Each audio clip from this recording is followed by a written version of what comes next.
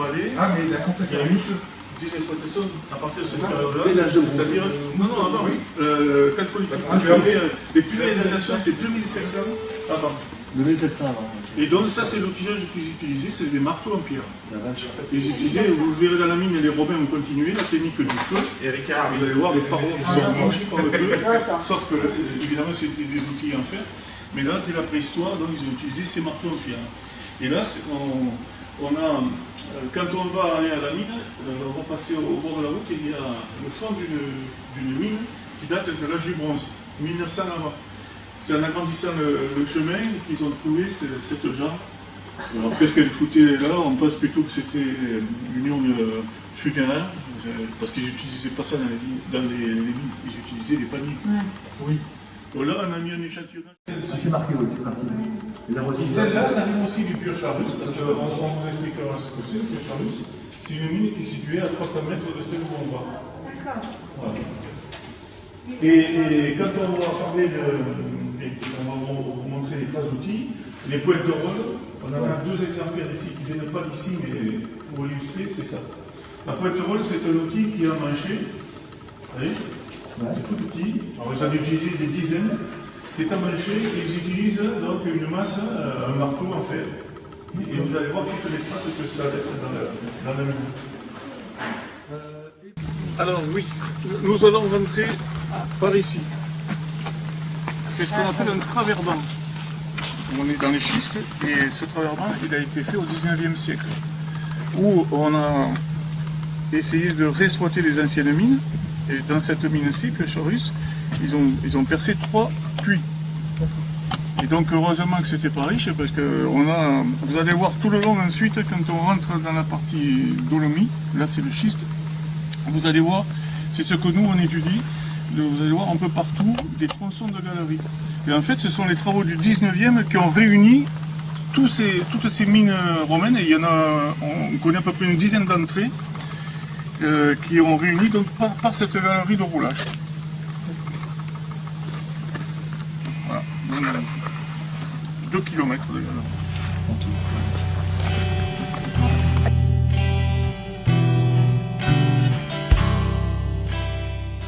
Je vous emmène en expédition dans la mine de Pioche-Farus. Elle rassemble à Cabrières une trentaine de passionnés. On va en rencontrer quelques-uns dans la galerie. Allez hop!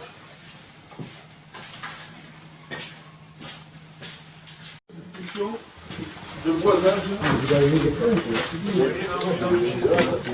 C'est une reconstitution de boisage tel qu'on le trouvait dans les mines de Charpentard.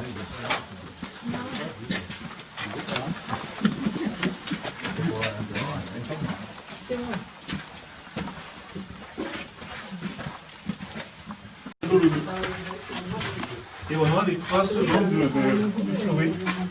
Ça commence. Pour vous dire, ils ont un... De toute façon, là, on fait juste la visite comme ça et après, je fais juste quelques images. On les va refaire Il y avait des rails. parce que ça a été les sauts. À une époque, ouais. À l'époque, oui. Et vous voyez, là, on commence à trouver, vous voyez, regardez le niveau, là. Ça, c'est un niveau d'une galerie romaine.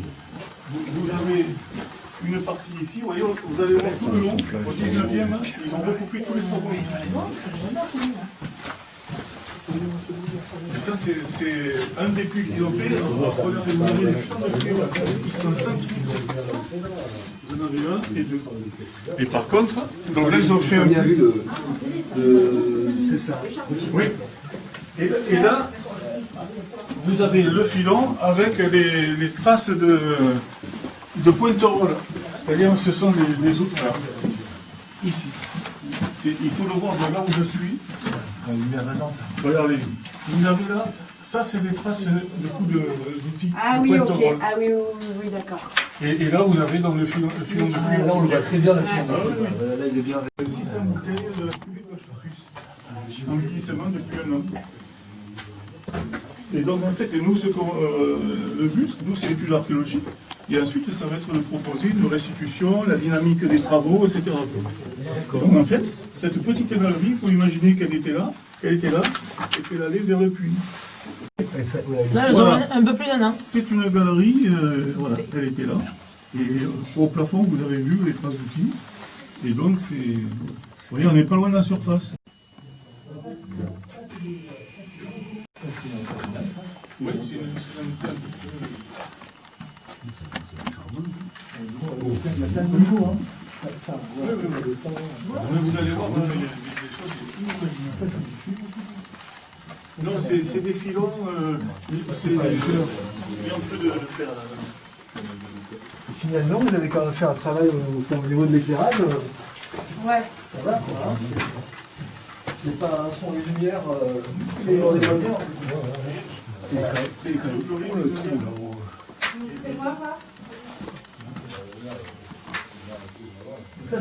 Ça c'est du coup de fleuret, ça. Oui. Ça se fait comment? C'est fait à la main? Ça se fait avec un fleuret, long comme ça, et avec une masse en fer. Et on tournait de temps en temps un quart de tour. Et ensuite, il suffit de mettre la charge avec la poudre et de provoquer l'explosion. Vous avez des galeries en surface.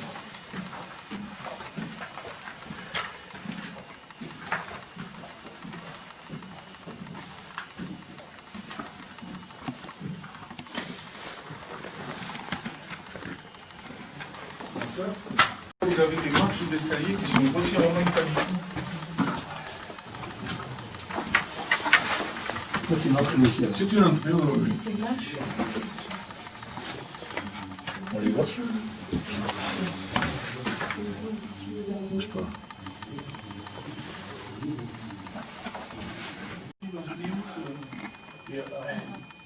Entre les deux, il y a... Vous êtes combien au total Une vingtaine. Une vingtaine de bénévoles et dans ce bénévole, il y a deux bénévoles, c'est ça? Deux géologues et des spéléologues de l'ASCO, l'association spéléologique du canton de l'Arc. Vous êtes archéologue? Moi je suis archéologue bénévole. D'accord. Une fois, il y a très longtemps, j'étais venu au siège de FR3. À l'époque, j'étais président et on avait une fédération archéologique de l'Hérault. J'étais venu pour l'interview. Et je ne me suis toujours pas rappelé le nom de celui. C'est-à-dire, c'est les galeries de recherche. Vous voyez, toutes petites. Vous en avez une autre ici. Des galeries de recherche de minerais. Voilà. En fait, c'est ça. Voilà, tout à fait. On va arriver comme ça, Ouais. arriver ici comme ça, non. Hop, tac, petit top.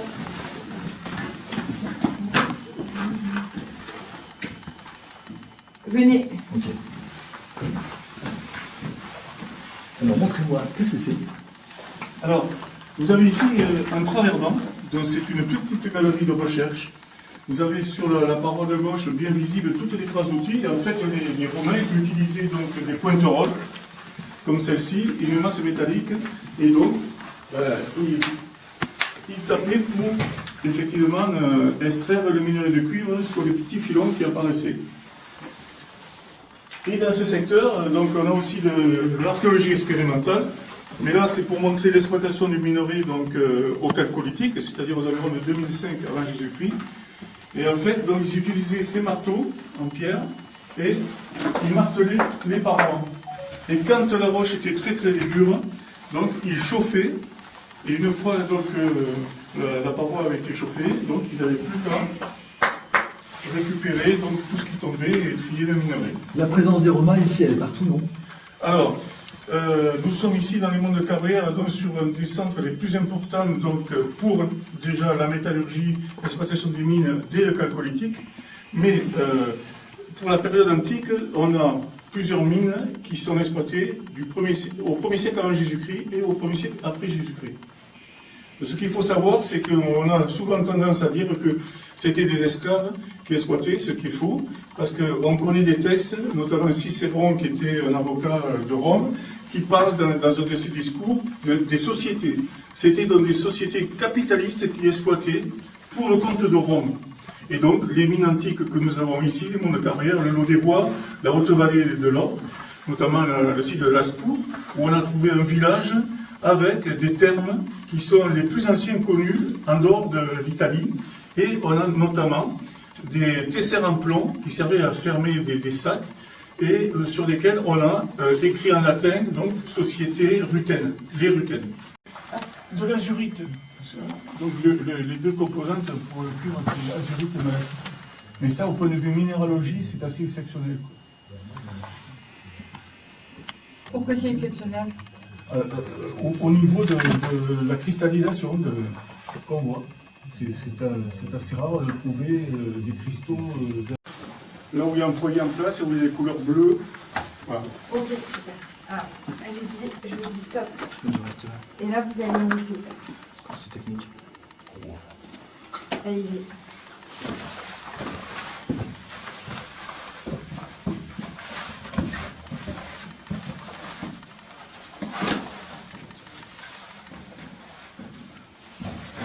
Vous avez ça.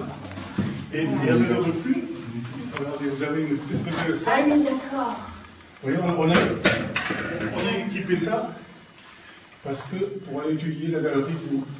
Celle-là, bas. Ouais. Ok. Là, Non, mais vous. comme ça, vous me Vous aurez mettez à plus l'idée- côté. vous aurez plus l'idée du volume. Mais après, je reprends un plan sans vous. D'accord. Allez-y. Je fais des...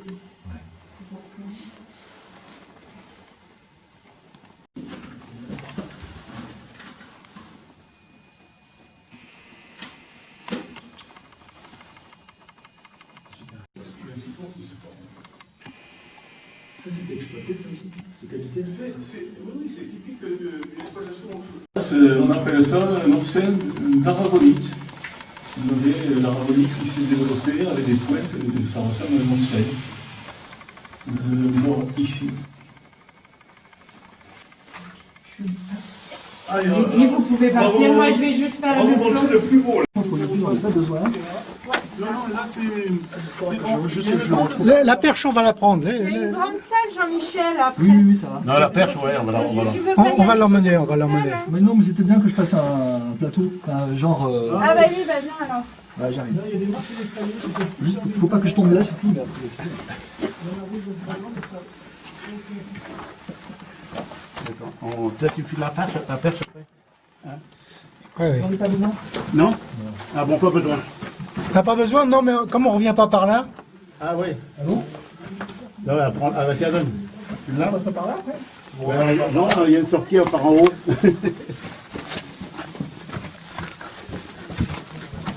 Là, vous. Des escaliers romains, là.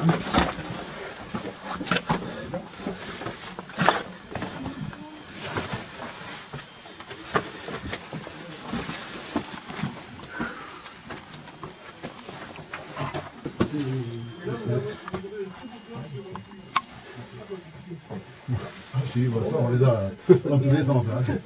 Bah oui, c'est bien ça. Ouais. J'arrive jusqu'à la roche en dessous là maintenant. Là, c'est original. Original. Voilà. Et toi, tout ça, c'est que des aiguilles. Ouais, bah oui, ça tombe de là-dedans. Et Tu ouais, m'étonnes. mais c'est, regarde, en dessous, t'as les pieds, t'as une couche d'argile. Juste sur la paroi, là, on l'a coupé. Partout, t'as une couche d'argile, celle qui dépasse. Là. Et là-dedans, on trouve des morceaux de charbon de bois. Et tout le dessus, après, c'est des cailloux, des bouillies. Donc, c'est pas jeune, hein. Donc c'est pas jeune. Non. Mais l'argile qui est là, elle est avant qu'ils aient fait tous les grandes C'est qualités. le autre là, ouais. Et ce qui est- Il y a, hein. Non, mais un pied pour la.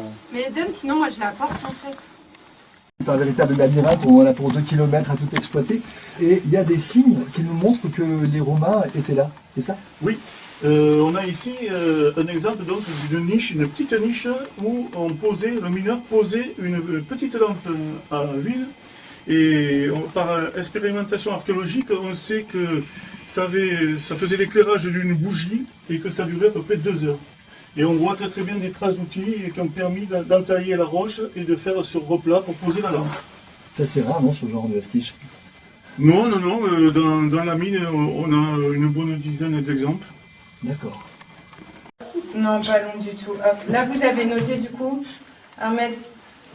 Allez-y. On a noté la profondeur de la galerie, donc 5,28 m, la hauteur, et on a une hauteur par rapport au toit de la galerie qui est ici. Ok. Hop, allez. Tac, je vais juste prendre vos mesures là, tac. Hop, mettez-vous comme ça, super.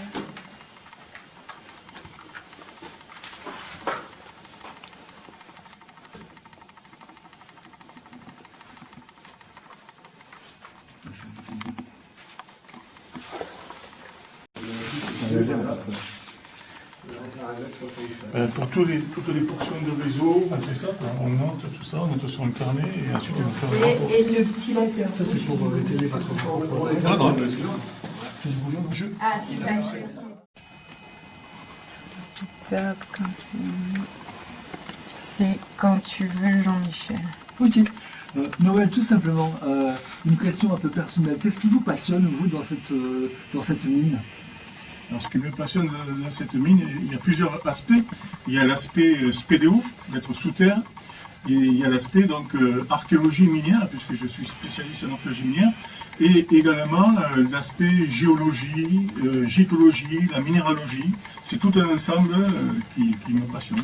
Ce qui est remarquable dans Pioche-Ferrus, c'est que la mine elle a été exploitée, puis abandonnée, puis exploitée, et on a plus de 2000 ans finalement d'exploitation ou d'utilisation.